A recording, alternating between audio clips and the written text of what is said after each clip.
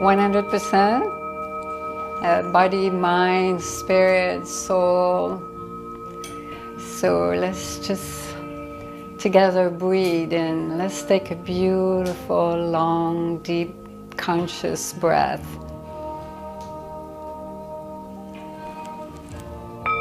And just put your awareness on your breath and know that when you breathe, you let go with your mind, release everything, every muscle, just completely surrender everything to the Divine Mother. Just breathe in. Feel caressing your spine, going up and down.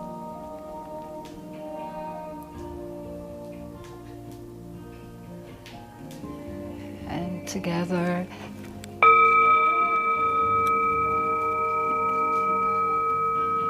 let's unite together our soul and spirit and heart and breath as one right now in this moment. Let's just feel each other's presence.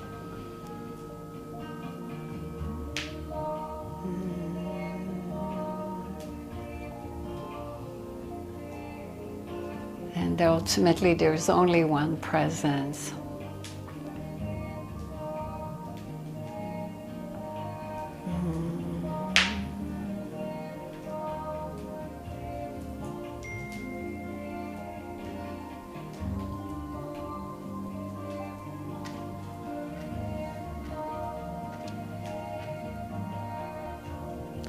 Just forget about the world tonight. Just give yourself the gift of just being here right now together to go beyond everything that you could ever possibly imagine of yourself, your body, your mind, everything. This is almost the end of the year now. Tonight, we're going to have a beautiful time to delve into letting go of this year. All the load and the big baggage that you carry all the time, you will be able to completely let go tonight. So,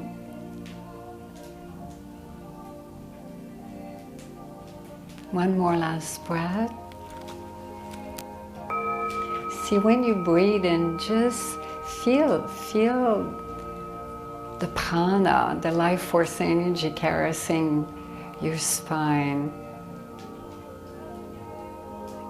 And just with your mindful awareness, just go up and down, feel. This is the art of mastering yourself. Always start with mastering your breath, to become fully conscious of your breath. It's such a gift. So last time we talked about the magical wand, and we talked about mastering our life, our energy field, and we're going to do a little recap, and tonight we're going to focus on letting go because it's the end of the year, and letting go is such a gift. But before we discuss that, so what is the magical wand? Anyone? Anyone wants to say what is the magical wand? Just raise your hands and just, okay. Yeah, no, I know, if, I don't know anything, you know. You were here at satsang last time, right? Yes. What do you remember? What have you learned? What is the magical one? I believe, I recall the kundalini. Speak a little louder, I please. believe the kundalini. Well, that's part of it. Big time, yeah. The heart. Uh-huh. Keep going, you're doing great. Those are the things that come to me the most. That's beautiful, but it's so much more than that. But you mentioned one very important, kundalini. kundalini goes back to the vibration of all the spinning the 1-800 chakra we have within. There's a total of 114, but those are outside of our head, so you can't really work with them. You can work only with 108, but ultimately the magical one is, first is your volition. Your volition is most important behind everything, because your volition is what determines your karma. Because most people think it's your action, your thoughts, and your words, but more importantly, it's your volition, and most people don't know that, because they think if they have done an action, most people don't even think about their action and think about the consequences of the action. But when you talk about you, the divine alchemist, to become a great, ultimate divine alchemist of your own destiny, is to become a master first with your breath. The conscious breath is so simple and so subtle, but most people don't realize that, because it's so simple. To come back to your breath regularly during the day, to become mindful of what's happening inside, to be in touch with what is here, and to breathe in and to let go. With the power of your mind, you can release everything inside and be in touch with your feelings and your thoughts. Because what happened in this moment, you're allowing to process what needs to be processed. Because if you don't process it, then that's when it becomes a samskara, what we call in the yogic tradition an impression. So the divine alchemist used the magical wand of volition, your thoughts, your words, and your action. And then all of this affect your feelings and affect your emotion, right? And then it affects your energy. Because if your emotion, if you're upset and you don't breathe properly, you're not mindful, then if you repress that anger, then it becomes a samskara, an impression. And so in the yogic tradition, samskara are impression. That's how you form a karmic structure. And then from the samskara, then they start to become tendency. Tendency are what we call vasana. And then the vasana becomes your energy habit. Out of a sudden, you creating the course of your destiny. Oh, we lost the microphone. It's back. Okay, for a second we lost it. So your samskara create your vasana. Your vasana start directing the course of your destiny, and you start creating energy habit. Energy habit are a pattern. Often you can see that in your mind processes, in your mind pattern, or you could see it any compulsive behavior that most people are not even aware or mindful of them, because they consume energy, they consume yourself, and then they become really samskar, where you are accumulating karma. And so the divine alchemist, it's a practice to learn and to practice to use your mindful magical one.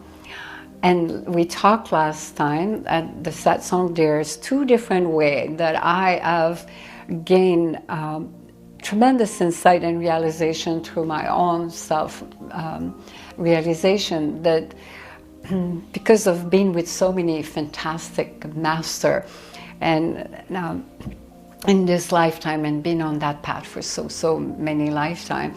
So you could train your mind,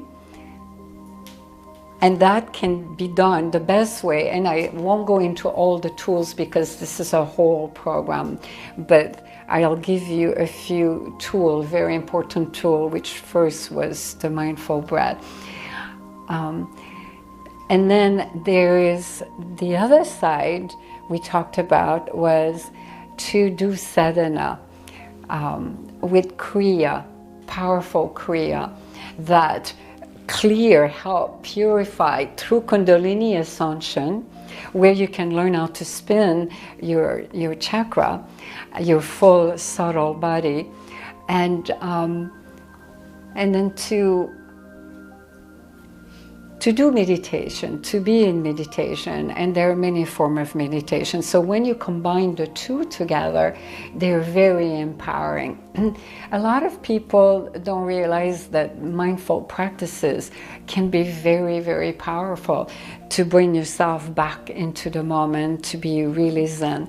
And one of them is with a gong or just a bell.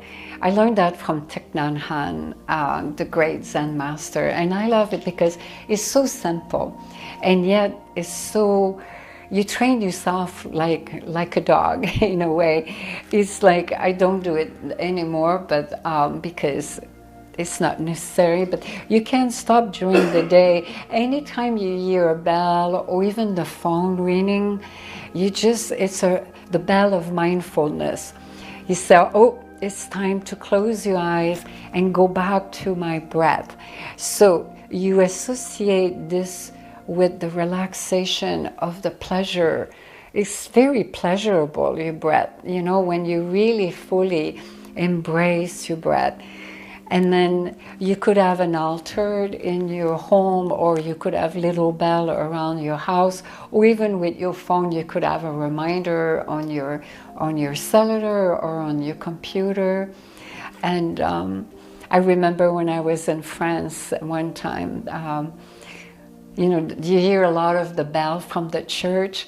It's just like, I was so trained, I would just stop and then just stop like for 5 minutes. You don't even need 5 minutes, only like maybe a few deep breaths of conscious breath, and then you bring your mind and you release everything in that present moment.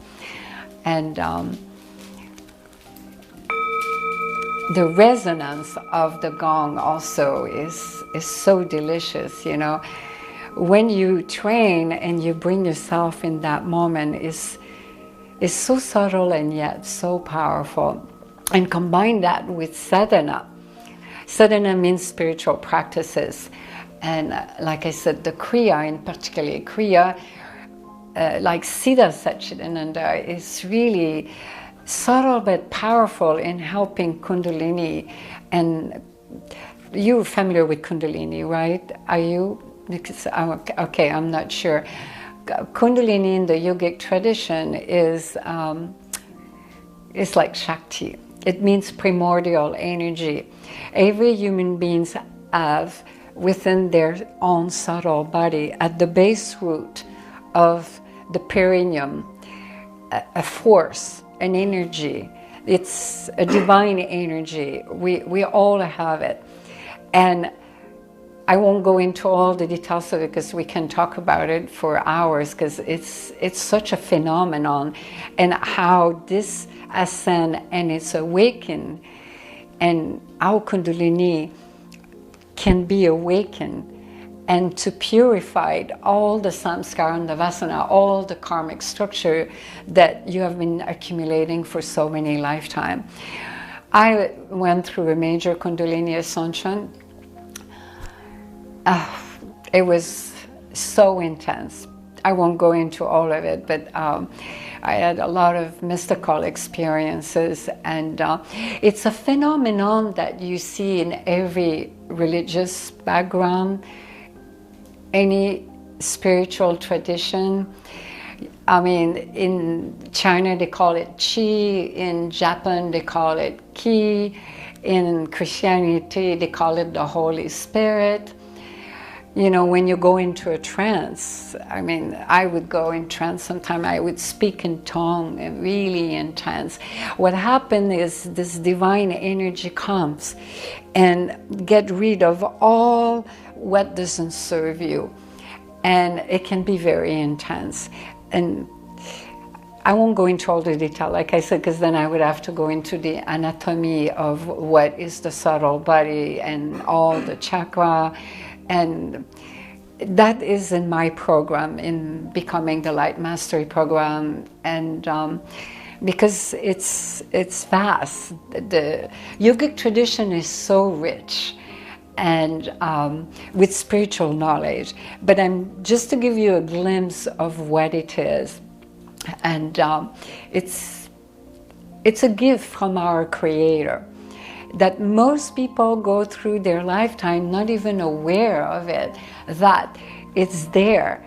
Because what happened when you go through a whole kundalini ascension, when Mahashakti pierced through all the main 7 chakra from the Muladhara, comes to meet Shiva, here we call that witch that is not, at the root, at the top edge chakra, what we call the 1000 lotus, the Swahasara, that's where the divine union marriage take place. That's where we call when you have attained. But the reality, there's nothing to attain. But we're talking in terms of self-realization, of enlightenment. When someone is enlightened, someone who has awakened to their true divine nature, to their own divinity. So it really is a gift. So yes, it is a tool of the Divine Alchemist, and it is in a way part of your magical wand, but it's not something that you can work with necessarily directly. It can be done through sadhana, but comes from grace also, from the Ascended Master and from the Divine Mother. When I mean the Divine Mother, please excuse Devi Ma, because I often call the Creator, or by so many names we call God, you know, the source, the Creator. In the yogic tradition we call her the Divine Mother, because Shakti, which is synonymous with kundalini, is personified as a divine feminine energy. Divine feminine, because we all have within ourselves the masculine and the feminine. Some people have their more masculine side, energy. I'm not in terms of gender, we're not talking about gender. We all have feminine and masculine energy, and they all embody certain quality. So the whole ultimate goal of the alchemist is to be in balance in those two energy. That the energy and the union, the merging of Shiva Shakti and the Saraswara is really finding that balance, that union, because that's the ultimate sacred divine union. We got a little bit out of track from the subject because it's a fascinating subject. I can talk about it for hours, but let's go back to letting go, because I want to make sure we on track with time, because many things I would love to do this evening. And we will have before we do the guided meditation, we'll do a process. We'll do an answering question. So